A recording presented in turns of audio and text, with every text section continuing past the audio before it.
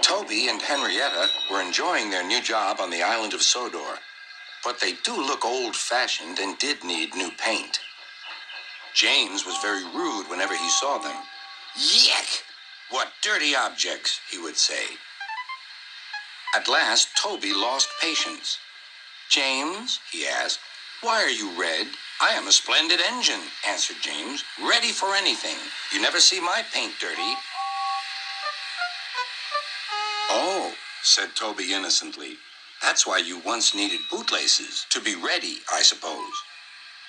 James went redder than ever and snorted off. It was such an insult to be reminded of the time a bootlace had been used to mend a hole in his coaches.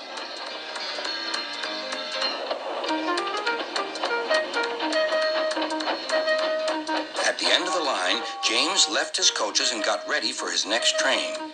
It was a slow freight, stopping at every station to pick up and set down cars. James hated slow freight trains. Dirty cars from dirty siding. Yeah!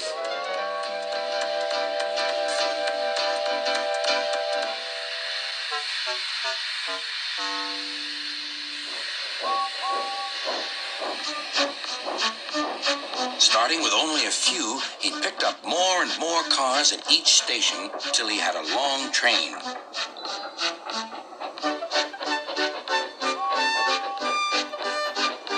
At first, the freight cars behaved well, but James bumped them so crossly that they were determined to get back at him. Presently, they approached the top of Gordon's Hill. Heavy freight trains halt here to set their brakes. James had had an accident with cars before and should have remembered this. "Wait, James, wait," said the driver, but James wouldn't wait. He was too busy thinking what he would say to Toby when they next met. The freight car's chance had come. "Hurrah! Hurrah!" they laughed, and banging their buffers, they pushed him down the hill. "On! On!" yelled the cars. "I've got to stop! I've got to stop!" groaned James.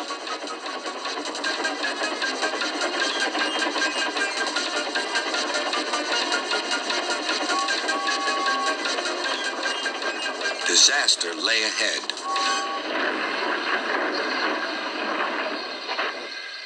Something sticky splashed all over James. He had run into 2 tar wagons and was black from smokebox to cab. He was more dirty than hurt.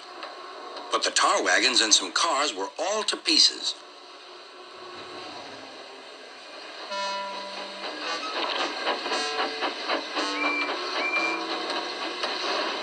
Toby and Percy were sent to help and came as quickly as they could.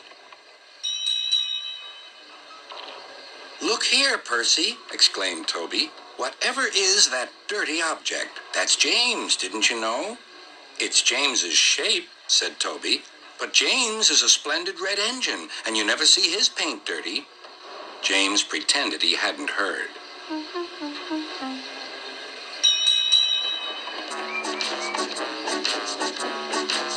Toby and Percy cleared away the unhurt cars and helped James home.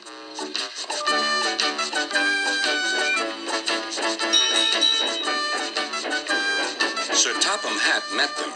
"Well done, Percy and Toby," he turned to James. "Fancy letting your cars run away.